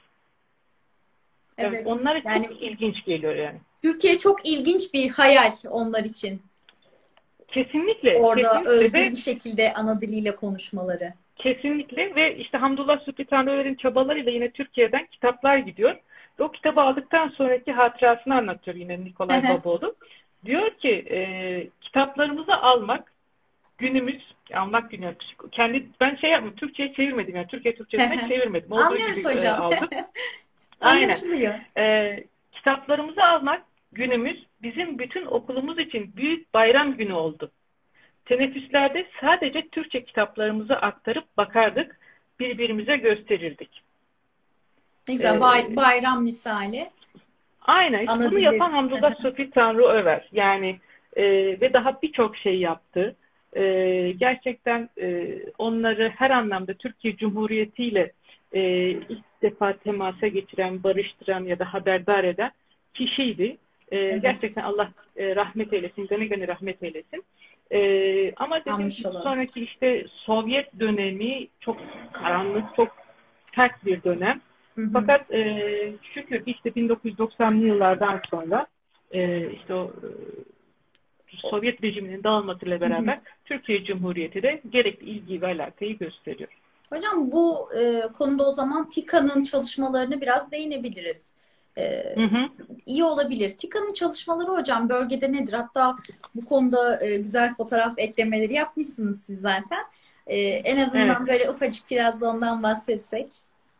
Bölgede hala devam eden çalışmalar var. Tabii. Yani zaten Komrat'a gittiğiniz andan itibaren görüyorsunuz. Türk izinin, TİKA'nın, Türkiye Cumhuriyeti'nin etkisini her yerde görmek mümkün. Çok güzel bir hastane, çeşitli şeylerde, seviyelerde okullar. İşte kreş var, anaokulu var. Kreşin ismi de Nasrettin Hoca'ydı yanlış hatırlamıyorsam. Çok hoşuma gitti. Görünce mutlu oldum. Tabii Nobel ödülü alan bilim insanımız kim? Aziz Sancar adına bir hastane yapıldı mesela Komrat'ta. Atatürk Dediğiniz gibi Kütüphanesi galiba var. Atatürk Mustafa Kemal Kütüphanesi Atatürk. var. Çok güzel şeyler E, bunlar. tabii en son bildiğim kadarıyla bir teknika şeyiyle, işbirliğiyle bir teknik lise yapılıyor. Şu an hali hazırda inşaatı devam ediyor. Bunun dışında altyapı çalışmaları, üst yapı çalışmaları, su kuyuları, bunların tamamı özenli bir şekilde orada devam ettiriyor. Çalışmalar devam ettiriliyor. İşte biz orada Büyükelçilik vasıtasıyla da görüştüğümüzde Büyükelçi, hatta şimdi Komrat'ta açıldığı bir şey. Büyükelçilik demeyelim de şube gibi bir şeydi. Geçen sefer de aklıma gelmemişti adı. Olsun Yine hocam. gelmedi. Ama Büyükelçi de, Moldova Büyükelçisi de çok sık İrene Vlah'la, yani Gagavuz Yeri Başkanı ile görüşüyor. İrene Vlah da bunları zaten Instagram hesabından sıklıkla paylaşıyor. Yani işte köprüler yapılıyor, yollar yapılıyor, asfaltlamalar yapılıyor. Dediğimiz gibi yeraltı ve yerüstü faaliyetleri hızla devam ediyor. Çünkü gerçekten çok ciddi bir yokluk, çok ciddi bir ekonomik Şimdi ona sıkıntı değinecektim aslında. içerisindeler. Ekonomik olarak da fakir bir ülke olarak nitelendirebiliriz, değil mi? Çünkü burada Doğru. gene Maalesef. Rusların etkisi var. Hani 1930'lardaki bu aç bırakma politikaları vardı, değil mi? Çok Evet, evet, yüksek sayılarda ölümle sonuçlanan açlık, yani kıtlık dönemi yaşatıldı. evet, Daha sonra bu evet. eğitimsizleştirme de zaten bir nevi iş bulamamalarına neden oldu. Bu sebeple de dediğiniz gibi bu ekonomik olarak bir fakirlik durumu söz konusu. Hocam bu konuda bir şeyler söyleyebilir misiniz? Çok şey de söylenir. Çok büyük bir acı. Yani pırıl pırıl insanlar, e, bir kere ben hani daha önce de söyledim, kıtlık yani hayal edemiyorum. Hı hı. Avdarma köyüne gittiğimizde işte anıt mezarlar, bunun için anma mekanları yapılmış. Hepsini ziyaret ettik. İşte 3 aylık bebekten 80-90 yaşına Ne acı. 80-90 yaşındaki insanlara varıncaya kadar duvarlarda yüzlerce, binlerce isim var. Ben şöyle bir ifade kullanıyorum. Çarlık Rusyası, özür dilerim, Sovyet Hı Rusyası hı. Gagavuzları açlıkla terbiye etmeye çalıştılar. Hı.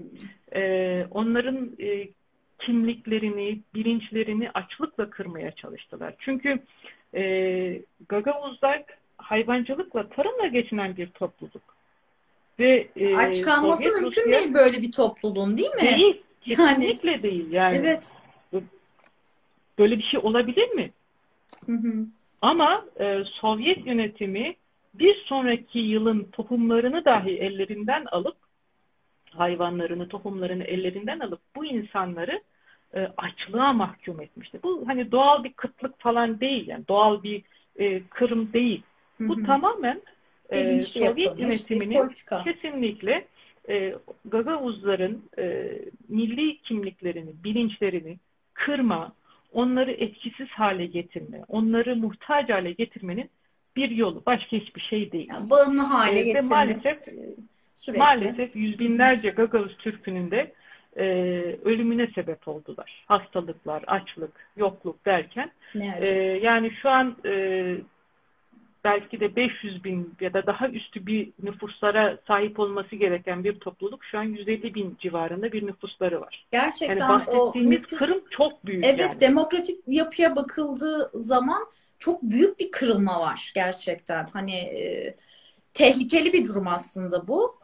Dilde de Tabii. olduğu gibi nüfussal olarak da sayı neredeyse 1/3'e indirilmiş. Yani çok büyük rakamlar Kesinlikle, bunlar. kesinlikle. Hı Bu hı. Sovyet yönetiminin politikası. Yani Ukrayna'da, yani kitapta onu da bahsediyorum. Holodomor vardır. Yani Ukrayna'da da aynı şey. Yani Hı hı. kendi bağımsızlığını, kendi milli devletini kurmak isteyen ve bunu yaşatmak isteyen Ukrayna'ya da yine aynı şekilde davranmıştır ve Holodomor, yani açlıkla öldürme, Hı hı. 25 milyon Ukraynalı'nın ölümüne sebep olmuşlardır. Evet. Bakın 25 milyon. Zaten Orta Asya'da yaptıkları kıyımlar, kırımlar malumunuz. Gagavuz yerinde de yine aynı şekilde dediğim gibi o kimliği ve bilinci kırma adına bilinçli bir şekilde, kasti bir şekilde Gagavuz Türkleri ölüme mahkum edilmiştir. Evet. Bu Nazi Melacan da aşağıdan yorum yapıyor, destekliyor bize sohbetimizi. Teşekkür ederiz hocam. Bu durum aslında sadece Sovyetlerde değil, Nazilerde de görülüyor. Yani Tabii, saldırgan tabii, tabii, tabii. tutumlarla bu tarz şeyler tarihsel süreç içerisinde gerçekleşmiş ve bunları en çok yaşayanlar da bu Balkan coğrafyası, Kırım, yani aslında stratejik coğrafyalarda bulunan Türk toplulukları, Türk devletçikleri üzerinde bunu uyguluyorlar. Ve biz bu konuda bir şey yapamıyoruz. İnşallah Maalesef, ee, bu konulardaki maalesef. bilinci en azından arttırmaya yönelik bu programların işte faydası oluyor. Onun haricinde umarım daha da farkındalığı artarak elimizden daha fazla çalışma İnşallah. gelebilir hocam. Burada Hocam hocam çok küçük bir parantez açmak istiyorum. tabii Çok ki özür buyurun. diliyorum. Yani Buyurun hocam. konuyla şöyle bir bağlantısı var. Tabii ki. Bu izleyenler, konuyla alakadar olanlar için yani ufak bir bilgi notu olarak söylemek istiyorum. Hani biliyorsunuz bugün dünyada işte birileri sözde Ermeni soykırımını Hı. anlatıp duruyor. Çok İşte şu güzel oldu. kadar Evet. Ermeni şuraya öyle. Peki ya Türkler? Yani olmayan bir şey üzerinden bu kadar fırtına koparılırken Balkanlarda, Bulgaristan'da, Bosna Hersek'te, Değil mi? dediğiniz gibi Kırım'da, Hı Kafkaslar'da, hı. Gagavuz yerinde Çerkezlerde. ölen Türk ve Müslüman olunca Kosova'da hiç sıkıntı yok yani. Hala devam eden Doğu Ölsünler. Türkistan var değil mi hocam? Tabii ki. Tabii ya, ölebilir. Türkse ölebilir. Sıkıntı yok. Yani Bulgaristan'da yaşanan o toplama kamplarındaki eziyetler, efendime söyleyeyim insanlara, çocuklara uygulanan hem fiziksel hem psikolojik baskı ve şiddet, öldürülmeler, köylerin ablukaya altına alınmaları, işte gördüğünüz gibi kıtlıkla, açlıkla öldürülmeleri. Milyonlarca Türk 19 ve 20. yüzyılda bilerek ve bilinçli bir şekilde öldürülmüştür. Hı hı. Ama hiç yani ölebilir yani ne olacak ki? Hani ama bir tarafta da olmayan bir şey üzerinden bir tarih inşa edilmeye çalışılıyor. Bir politika inşa edilmeye Hı hı. çalışılıyor. Bunlar tabii üzücü şeyler. Yani özür dilerim konuyla alakası yok Yok ama yok ne hocam, zaman bu gayet konu çok açılsa yerinde ve güzel aklıma oldu. geliyor. Hani bu alanda hani okumalar yaptığımızda da görüyoruz gerçekten, hani üzülerek görüyoruz. En azından elimizden bilinçlenerek bunun doğru olmadığını hem eğitimciler olarak değil mi bu konuya Evet, değinmek evet, çok iyi oluyor gerçekten. Teşekkür ederim. İyi ki değindiniz bu konuya hocam. evet. Ben teşekkür ederim. Sağ olun. Hocam bir soru daha yöneltmek istiyorum ve sonra da toparlarız. Alparslan hocam çok ilginç bir soru yollamış. Kendisinin, yanlış hatırlamıyorsam düzeltebilirler, babaannesi ya da anneannesinin Gacal Türkünden geldiğini söylüyorlarmış. Yani biz Gagavuzların, işte Hristiyan Hı Gagavuzların hı. Gacallarından geliyoruz diye bir söylemi varmış. Bu Gacal demek ne demek? Bu Gacallar Gagavuzlardan mı geliyor? Hani bu konuda hani Evet. çok bir net bir bilgi yok. Ama Yok. sizin yorumunuzla bir toparlasak hocam. Evet. Estağfurullah. Şimdi hocam şöyle bir şey. Yani Bulgaristan coğrafyası. Şimdi her sorduğunuz soruya böyle dünya toz bulutuymuş diye başlıyorum aslında. Kusura bakmayın ama bir tık böyle geriye gitmekte fayda var. Evet.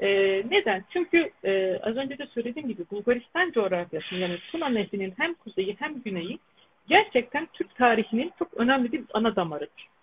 Ve bu bölgeye gelen, kuzeyden gelen, Hunlardan itibaren gelen onlarca Türk topluluğu var. Yüzlerce. Hı Hani hı. konuşmamızın başında da bahsettiğimiz kadar yoğun Hı bir hı. Türk nüfusu var. Ve bu Türk toplulukları zaman içerisinde yeni oluşumlar, Gagavuzlar gibi yeni bir etnos ortaya çıkarıyorlar. Şimdi bu anlamda Gacal kimdir dediğimizde ya da kimlerdir dediğimizde net bir cevap ilmi olarak verilemiyor. Hı Hani genel kanaat şu, kabul. Gagavuzların hı. Hı Osmanlı döneminde Müslüman olanlar, İslamiyet'i kabul edenler. hı. Hı. Yani aynı etnosun İslamlaşmış grubu. Pomaklar da var. Hristiyan olan Hı hı. Pomaklar da var. Yani hani onu da söyleyeceğim. Şimdi bu kadar kalabalık bir Hı coğrafya olduğu hı. için çok fazla da ufak ufak etnik gruplar var. Hı hı. Hani şimdi işte mesela Gagavuz, Gacal iki grup ama işte biri İslam'ı kabul ediyor, biri işte farklı bir coğrafyaya gidiyor, Müslüman olup başka bir yere gidiyor ya da Müslüman olan başka bir etnosla karışıyor, Hı hı. kaynaşıyor ve yeni bir topluluk olarak ortaya çıkıyorlar. Yani şimdi şöyle Balkan coğrafyasında yani kendi kökümden de çalışmalarımdan da biliyorum. Biliyorsunuz Müslüman olduktan sonra işte bir Müslümanın Türk'le, Arnavut'la evlenmesinin herhangi bir sıkıntısı yok. Hı hı. Yani kendimden biliyorum. Benim dedem Arnavut, anneannem Türk. Hı hı. Yani işte ben anneanneme rahmetliye işte o zamanlar işte anneanne sen kimlerdensin, Türk müsün diye sorduğumda elhamdülillah Müslümanım derdi. İşte, konu. Bitti bu kadar. Benimkilerde de Yani var hani, hocam aynı durum. Anneannemle dedemde. şimdi mesela yani Kosova'dalar ama anne tarafı Türk, baba tarafı Arnavut. İşte Bulgaristan'dalar. Yani İslamiyet'i kabul etmelerinden sonra o tarz evlilikler çok fazla yapıldığı Hı hı. için ve genelde hani din değişimleri de bu evliliklerle beraber olduğunda Hı hı. yeni etnosların, yeni küçük toplulukların ortaya çıkması son derece doğaldır. Doğru.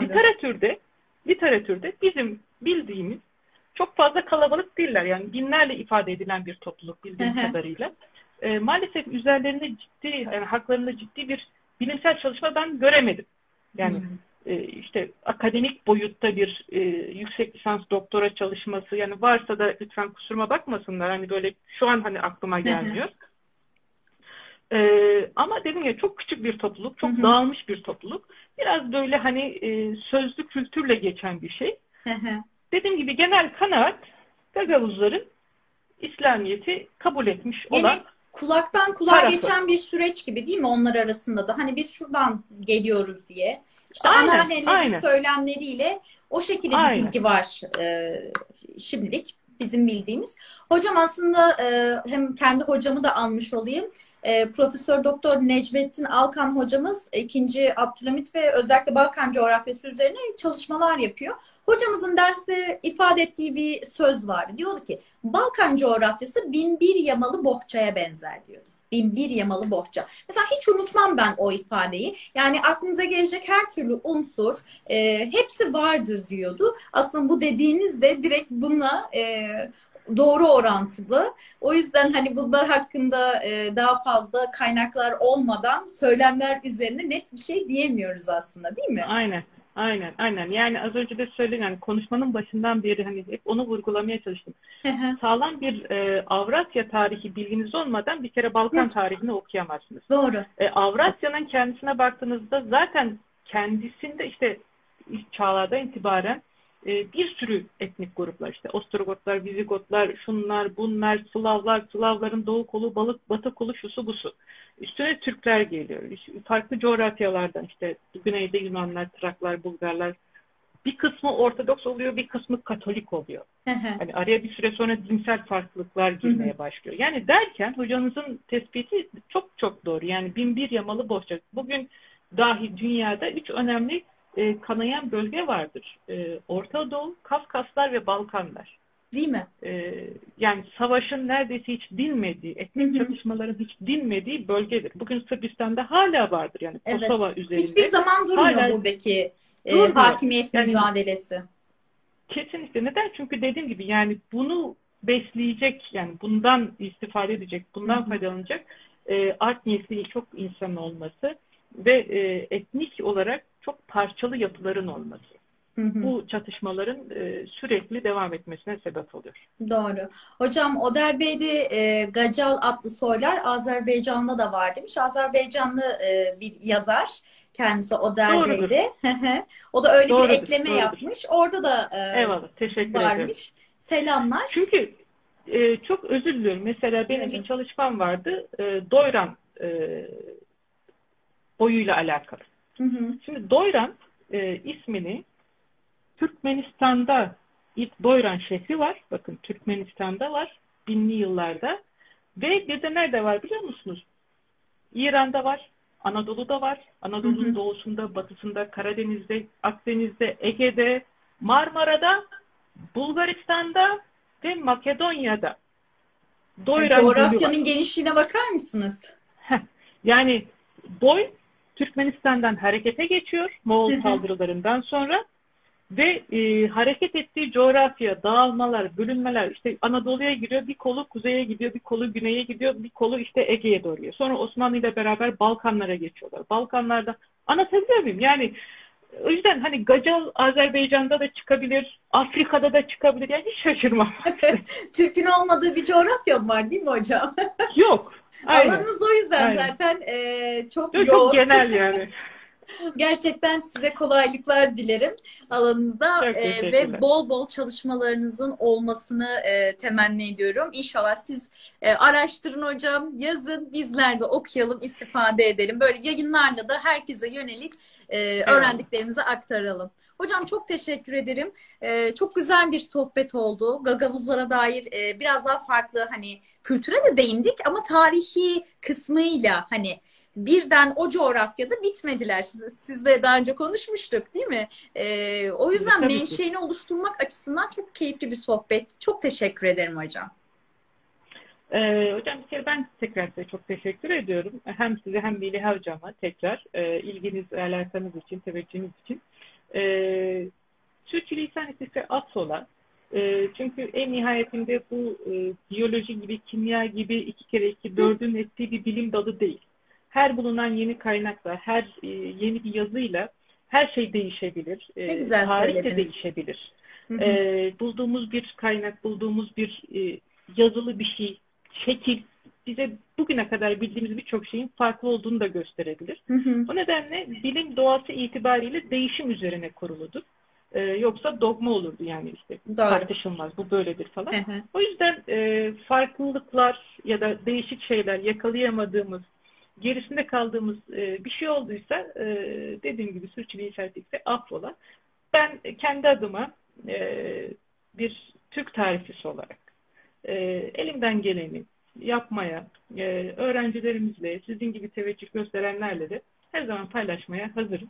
Ne mutlu bize hocam. Online görüşmeler inşallah fiziki görüşmede dönüşür. İnşallah çok isterim. Çok isteriz. Melih hocam da zaten takip ediyor. Çok isteriz hocam. Biz zaten yakın zamanda Melih hocamla bir araya gelmenin yollarını arıyoruz. İnşallah belki de Uşak'a sizi ziyarete geliriz. Belli mi olur? Valla hani Denizli Ankara arasında neden olmasın yani. Değil mi hocam? Çok da güzel olur. Çok teşekkür ederim. Katılım sağlayan tüm arkadaşlarımıza, Gagavuz Derneği de katıldı. Onlara da herkese çok teşekkürler. Görüşmek üzere diyelim hocam o zaman. Ben hemen kaydediyorum. Bu arada hemen duyurumu da yapayım.